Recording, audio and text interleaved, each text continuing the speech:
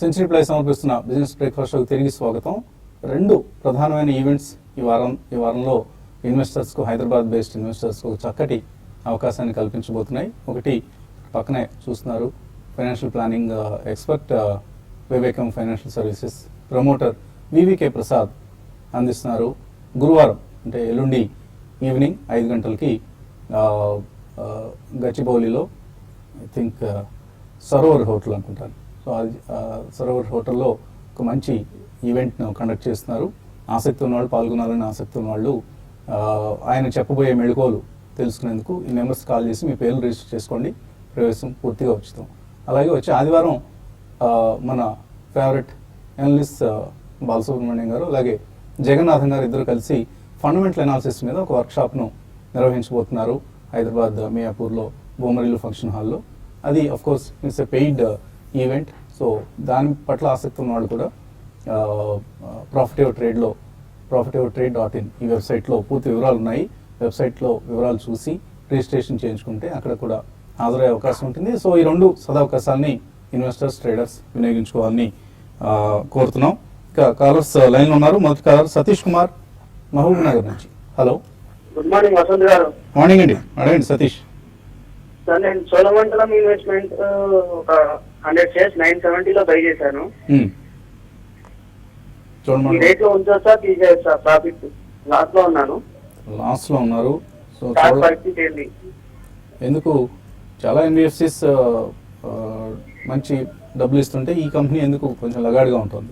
ఈ కంపెనీ కూడా చాలా excellent extraordinary results and stock పరంగా బాగా రాణించిందండి. అంటే లాస్ట్ 12 months గా ఇట్ హెస్ బీన్ ఏ లగాడ్. ఎందుకంటే అంతకు ముందర చూస్తే ఆల్మోస్ట్ అబౌట్ 300 to 400 నుంచి ఆల్మోస్ట్ 1000+ కు వెళ్ళింది. సో ఎక్కడైనా కానీ ఒక స్టాక్ అబౌట్ 2 or 3 times పెరిగినప్పుడు ఒక 12 to 18 months టైమ్ స్పాన్ లో తప్పకుండా కన్సాలిడేషన్ మోడ్ లోకి వెళ్తుందండి. ఎందుకంటే లాంగ్ టర్మ్ ఇన్వెస్టర్స్ కూడా డెఫినెట్లీ కొద్దిగా అమ్మకాలు జరుపుతారు. ఈ కారణం మూలన ఐ థింక్ 1200 నుంచి తగ్గింది, ఇప్పుడు ఇట్స్ అరౌండ్ 953 అలా ఉంది. కరెక్ట్. సో డెఫినెట్లీ అంతకు ముందు చూసుకుంటే మాత్రం ఆల్మోస్ట్ 300 to 400 నుంచి ఆల్మోస్ట్ 3 times పెరిగిందండి. అందుకని it's a good stock. Murugappa group కి చెందిన కంపెనీ అండి. It's a very strong pedigree, మంచి మేనేజ్మెంట్ అండ్ ఎక్సలెంట్ కంపెనీ. కాబట్టి కొద్దిగా ఓపిక పట్టండి. డెఫినెట్లీ రాబోయే 12-18 months లో మీకు మంచి రిటర్న్స్ వచ్చే అవకాశం ఉంది. ఎందుకంటే ఈ ప్రైస్ లో చాలా రోజుల నుంచి కొట్టుమిట్టాడుతుంది. కాబట్టి ఒకసారి మళ్ళీ ఇది పర్ఫార్మెన్స్ మొదలు పెడితే మాత్రం డెఫినెట్లీ అబౌట్ 1300 to 1500 రేంజ్ లోకి వెళ్ళే అవకాశం ఉంది. So stay invested in that company. తర్వాత విజయసాగర్ తిరుపతి నుంచి, చిత్తూరు నుంచి. Hello sir, very good morning sir. Good morning, అడగండి. Sir very good morning sir, all of you. సార్ నా దగ్గర IPO నుంచి 2 shares అలాగే ఉన్నాయి సార్, నేను అమ్మలేదు. ఇప్పుడు ప్రాఫిట్ లో ఉన్నా. నేను IPO నుంచి ఇప్పుడు దాదాపు 20 shares ఉన్నాయి నా దగ్గర. అది అట్లా యూజ్ చేసుకోవచ్చా? అలాగే ఇన్ఫోసిస్ కూడా నా దగ్గర ఉన్నాయి సార్, ఒక 30 shares. అంటే దీన్ని ఉంచేసుకోవచ్చు, దీన్ని బైబ్యాక్ ఆఫర్ లో వస్తే అమ్మేయమంటారా? అది నెక్స్ట్ వేరే దానికి షిఫ్ట్ కామంటారు సార్. మీరు అడిగిన ఫస్ట్ స్టాక్ ఏంటి? ఈ రేట్ ఎంటర్ కావచ్చు సార్. ఫస్ట్ స్టాక్ వచ్చి Tata consultancy services sir. IPO నుంచి అలాంటి చేస్తున్నా, అట్లే ఓన్ చేస్తాం సార్.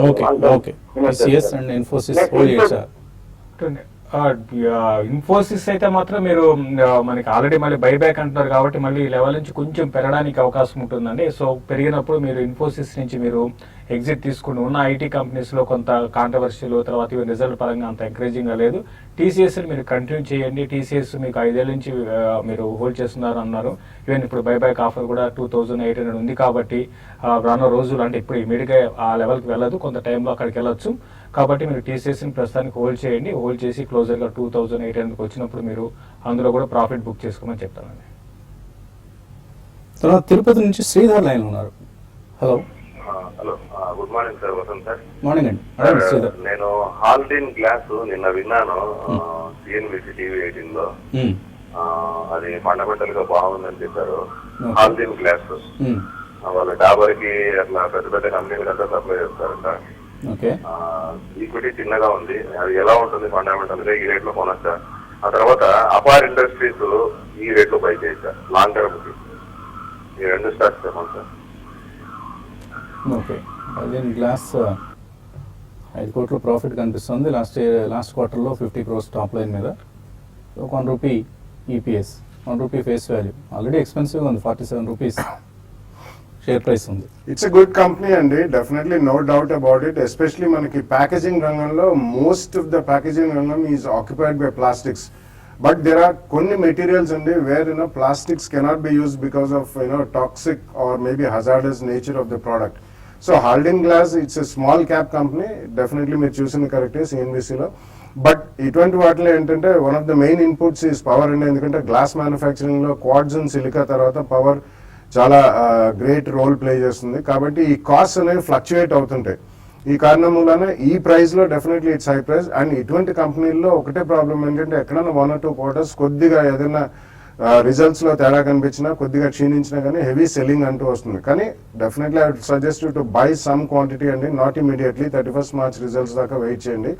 ఓవరాల్ మార్కెట్ కూడా హీటెడ్ అప్ ఉంది, micro and small cap stocks బాగా పెరిగాయి కాబట్టి ఒక చిన్న కరెక్షన్ లో కొనుక్కోవచ్చు. Apar industries definitely it's a great buy అండి. It's one of the strongest companies in electrical రంగంలో. ఇలా ట్రాన్స్ఫార్మర్ ఆయిల్, కండక్టర్స్ ఇటువంటివన్నీ కూడా చేస్తారు. It's also a good company. Over the next 2-3 years మంచి పనితీరు కనిపించే అవకాశం ఉంది. అండ్ రీసెంట్లీ చాలా యాక్టివిటీ లెవెల్స్ కూడా పెరిగాయి, లిక్విడిటీ కొద్దిగా పెరిగింది. It's a very old company and electrical రంగం అండ్ ఇన్ఫ్రాస్ట్రక్చర్ కంప్లీట్లీ పెరిగినప్పుడు అపార్ విల్ డూ వెల్. ఒక 2 price points with 10 to 12% correction about 750 to 800 range లో ఉంది. Definitely it's a very strong company for the next 2-3 years. ఒక 2 price points లో కొనుక్కోండి. తర్వాత మైలవరం నుంచి శేఖర్ లైన్ ఉన్నారు. హలో, నమస్తే సార్, వసంత్ గారు. నమస్తే అండి, అడగండి శేఖర్. సార్ మా దగ్గర పైనీర్ ఎంబ్రాయిడరీస్ ఉన్నాయి సార్. పైనీర్ ఎంబ్రాయిడరీస్ 55 రూపీస్ లో ఉన్నాయి సార్, 500 షేర్స్. రెండోది విఏటెక్ వాబే కూడా ఉంది సార్. ఈ రెండు కూడా ఎంత వాల్యూ వచ్చిన మూమెంట్ రావట్లేదు, తీసేయమంటారా సార్? కొద్దిగా పేషెన్స్ ని టెస్ట్ చేస్తున్న స్టాక్స్ రెండు కూడా. But విఏటెక్ వాబాగ్ of course is a very fundamentally చాలా స్ట్రాంగ్ కంపెనీ.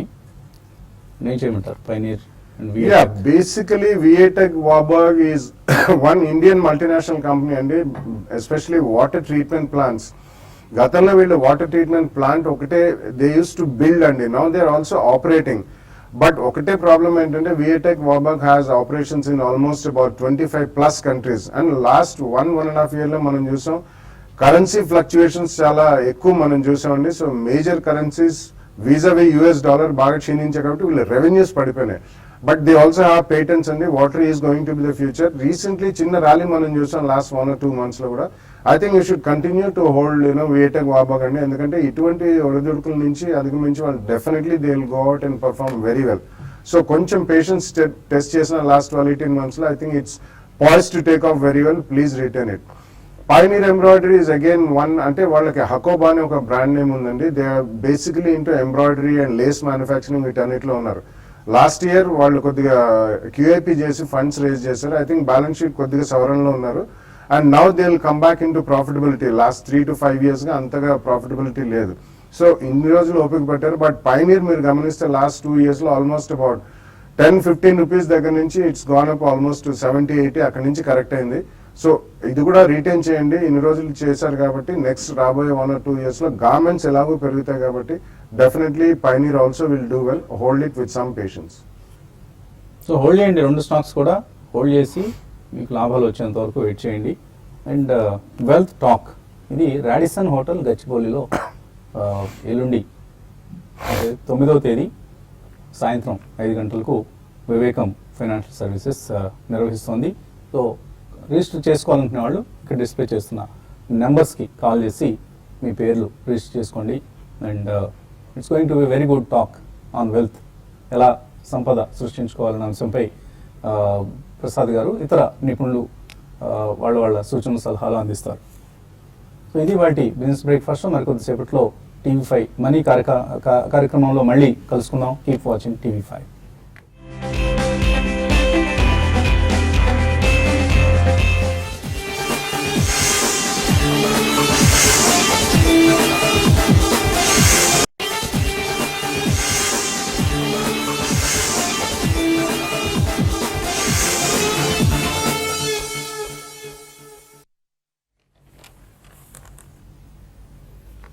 Good morning.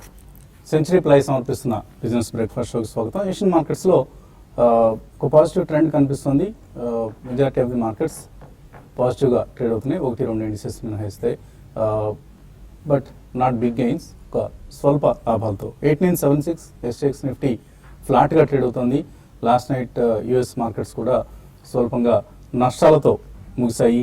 మన మార్కెట్స్ మాత్రం ఒక బులిష్ ధోరణిని కనపరుస్తూ ఉండడం మనం లాస్ట్ ఫ్యూ వీక్స్గా ఇన్ఫ్యాక్ట్ చూస్తూ ఉన్నాం.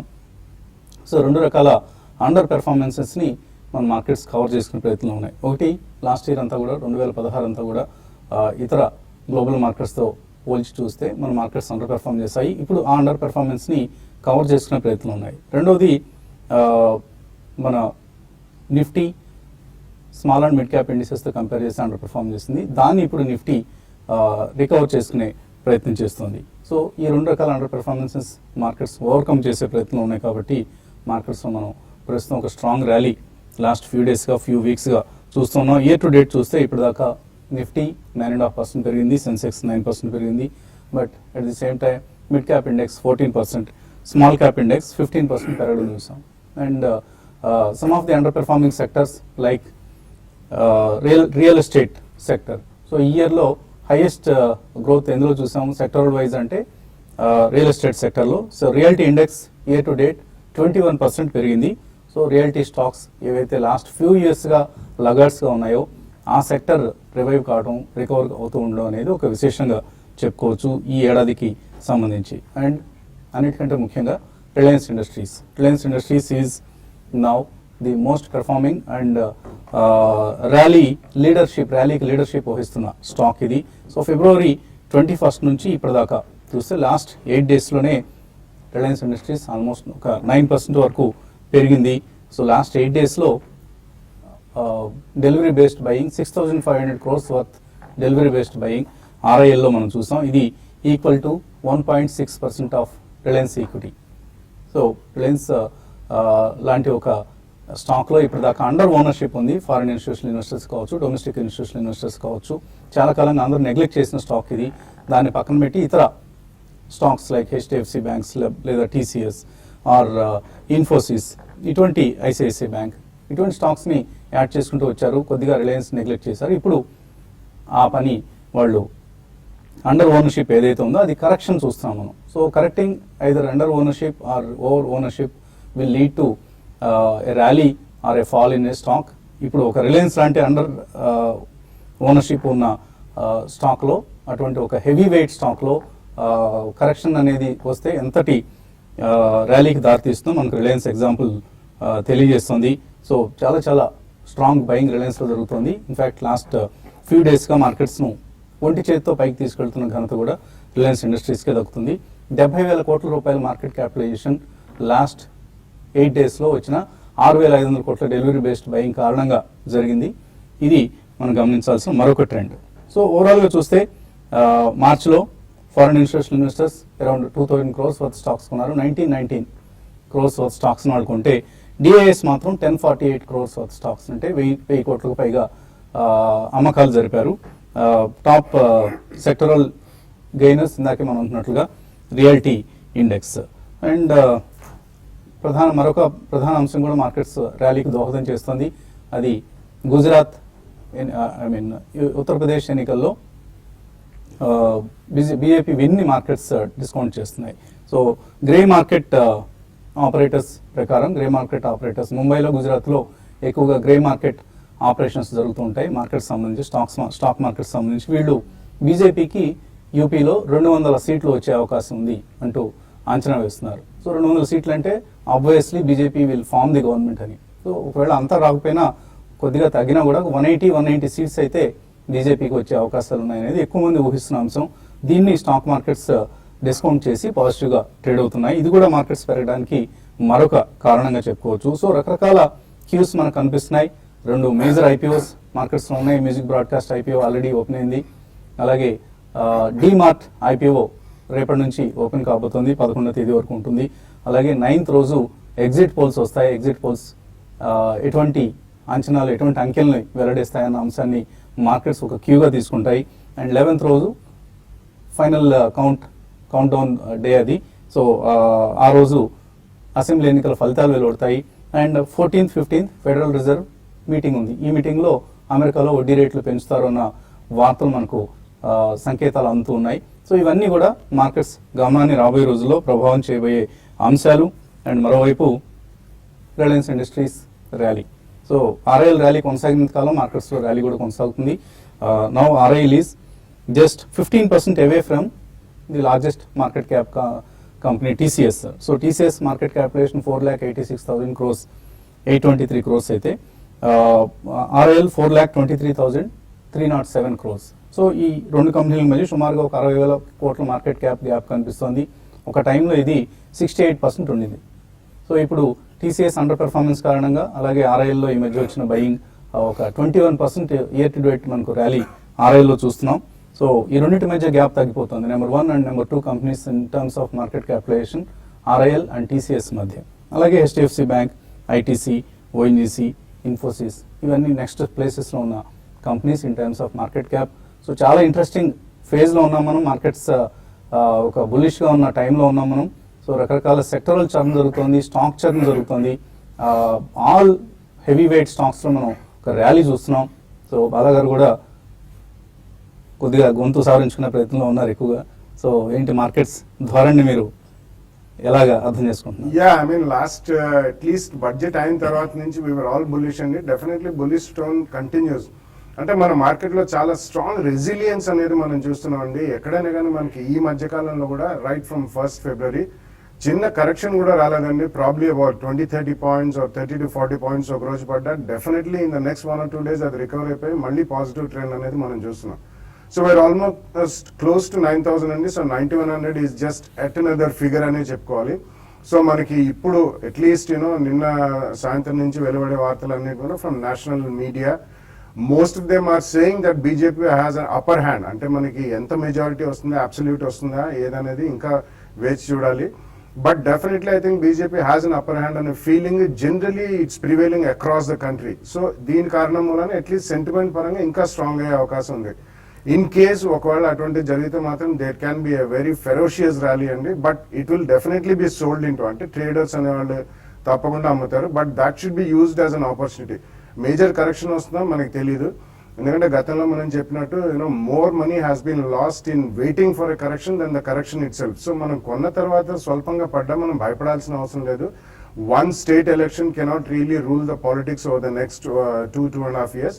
Definitely I think it's time to buy అండి. చిన్న చిన్న డిప్స్ వచ్చినా కానీ సెక్టోరల్ కావచ్చు, ఒక స్టాక్ పరంగా కావచ్చు, ఓవరాల్ మార్కెట్లో చిన్న చిన్న కరెక్షన్స్ కావచ్చు, please completely load your money with stocks అని గతంలో చెప్పాం. ఇదే statement I still stand by it. Market is extremely strong, resilient and also positive trajectory అనేది ఇంకా స్ట్రాంగ్ అండ్ పటిష్టమయ్యే అవకాశం చాలా ఎక్కువ ఉంది. కాబట్టి use every small correction or straight away start investing. Correction అయితే అడిషనల్ మనీ పుషింగ్ చేయండి. ఎస్ఐపి చేసే వాళ్ళు కూడా I think they can start pushing in extra money అండి. So wherever there is a correction చాలా స్ట్రాంగ్ గా మాత్రం stock market లో ఇన్వెస్ట్ చేయమని చెప్తాను. Do not miss out this rally for the next 2-3 years. It's going to be phenomenal. Please participate and create wealth for your family. ట్రేడర్స్కి ఎటువంటి సలహా ఇస్తున్నారు? అంటే మార్కెట్స్ చూస్తున్నాం కంటిన్యూగా ఒక రోజు కొంత వీక్ ఉన్నా కూడా మళ్ళీ చాలా స్ట్రాంగ్ బౌన్స్ బ్యాక్ అనేది చూస్తున్నాము. అయితే ఈ రోజు మార్కెట్స్ కి క్రూషియల్ అయ్యే అవకాశాలు ఉన్నాయి. ఎందుకంటే 8980 దగ్గర కొంచెం మనకి ట్రెండ్ రివర్సల్ మనకు, అంటే రివర్సల్ అంటే ఇక్కడ నుంచి కొంచెం ఒక 50 పాయింట్లు పడడం చూసాము. అయితే ఈసారి దాన్ని సక్సెస్ఫుల్ గా కంప్లీట్ చేసుకొని దానిపైన సస్టైన్ అవుతుందా, అంటే 9,000 దాటి 9,200 వైపు వెళ్ళే అవకాశాలు ఉన్నాయనేది ఈ రోజు రేపట్లో తెలుస్తుంది. ఏదైనా కూడా స్టాక్ స్పెసిఫిక్ ఉంటుంది. మార్కెట్స్ చాలా స్ట్రాంగ్ ఉన్నాయి. ఎవరి డిప్లో కూడా బై అండ్ హోల్డ్ స్ట్రాటజీని ఇప్పుడున్న మార్కెట్లో అంటే అవలంబించమంటాను. మిడ్ క్యాప్లో యాక్షన్ ఈరోజు ఎక్కువగా ఉండే అవకాశాలు ఉన్నాయి లార్జ్ క్యాప్ స్టాక్స్ కన్నా. ఆల్రెడీ నిఫ్టీ నిన్న ర్యాలీ చూసాం కాబట్టి కొంచెం ఈరోజు నిఫ్టీ ఆగొచ్చు. అయితే కొన్ని ఫార్మాల స్టాక్స్లో డాక్టర్ రెడ్డిస్ ఒకటి బయింగ్ తీసుకోమని చెప్తాను. 2840, 2850లో చాలా స్ట్రాంగ్ సపోర్ట్ ఉంది. తర్వాత దీంట్లో కొంత షార్ట్స్ కూడా ఉన్నాయి. ఈ రోజు రేపటికి ఈవెన్ ఇంటర్డేకి తర్వాత నెక్స్ట్ 2-3 రోజులకి 2960, 2980 వైపు వెళ్ళే అవకాశాలు ఉన్నాయి. ఇక మిడ్ క్యాప్ స్పేస్లో కానీ చూసుకుంటే డిష్ టీవీ ఒకటి మంచి అప్ ట్రెండ్ అనేది లాస్ట్ ఫ్యూ డేస్గా చూసాము. బ్రేక్అవుట్స్ రావడం అయితే స్లోగా ఉంటుంది. దీన్ని పొజిషనల్ ట్రేడర్స్ డే పరంగా కాకుండా నెక్స్ట్ ఫ్యూ డేస్ కోసము F&Oలో తీసుకునే వాళ్ళు తీసుకోమంటాను. తర్వాత ఈవెన్ సింటెక్స్ని కూడా చూసుకుంటే ఈ రెండు కూడా 97-98 లెవెల్స్లో ఉన్నాయి. ఈ రెండు కూడా టువర్డ్స్ 100 రూపీస్ దాటి దాని పైన వెళ్ళే అవకాశాలు కనపడుతున్నాయి. తర్వాత మిడ్ క్యాప్లో ఇంకోటి కళ్యాణి ఫోర్జింగ్ 337 రూపీస్లో ఉంది. ఇది ఈ లెవెల్స్ నుంచి 380 లెవెల్స్ని కూడా టెస్ట్ చేసే అవకాశం కనపడుతుంది. దాన్ని కూడా ఎవరి డిప్లో కూడా బై చేయమంటాను. తర్వాత రియాలిటీ స్టాక్స్ చూస్తున్నాం, చాలా స్ట్రాంగ్గా ఉన్నాయి. ఆ రియాలిటీ స్టాక్స్లో ఇన్వెస్ట్మెంట్కి, షార్ట్ టర్మ్కి గోద్రేజ్ ప్రాపర్టీస్ని ఎవరి డిప్లో కూడా బై చేయమంటాను. తర్వాత బ్యాంక్ నిఫ్టీ విషయానికి వస్తే నేను బ్యాంక్ నిఫ్టీ ఒక టైంలో బాగా స్ట్రాంగ్ ఉండి మళ్ళీ సెకండ్ హాఫ్లో వీక్ అయిన తర్వాత మళ్ళీ పుంజుకోవడం చూసాము. అయితే బ్యాంక్ నిఫ్టీకి 20,800 ఆ లెవెల్లో కొంత రెసిస్టెన్స్ ఉంటుంది. కొన్ని బ్యాంక్స్ ఈరోజు వీక్నెస్ అనేది రావడానికి అవకాశం ఉంది. కాబట్టి హయ్యర్ లెవెల్స్లో బ్యాంక్ నిఫ్టీని డే పరంగా ఒక 100 నుంచి 140, 150 పాయింట్స్ కోసము హయ్యర్ లెవెల్స్లో సెల్ చేయమంటాను. కొంచెం బ్యాంక్స్ ఈరోజు వీక్ కావచ్చు, ఫార్మా కౌంటర్స్ కొంచెం అప్ అండ్ రావచ్చు. అదేవిధంగా హై బీటా స్టాక్స్లో రిలయన్స్ ఇన్ఫ్రా కానీ ఇటువంటి వాటి ర్యాలీ అనేది నేను డ్రీమ్ ర్యాలీ చూసాము, మంచి బ్రేక్అవుట్స్ వచ్చాయి. ఇవి ఇంకా పెరిగే అవకాశం ఉంది. పొజిషనల్ డేటర్స్ ఎవరి డిప్లో బై అని చెప్తాను. ఏదైనా కూడా మార్కెట్స్ ఈరోజు ఫ్లాట్గా ఉండొచ్చు. మిడ్ క్యాప్లో అండ్ స్మాల్ క్యాప్లో యాక్షన్ కొనసాగొచ్చు అండి. ఓకే అండి, సెంచరీ ప్లేస్ సమర్పిస్తున్న బిజినెస్ బ్రేక్ఫాస్ట్లో ఇప్పుడు చిన్న విరామం.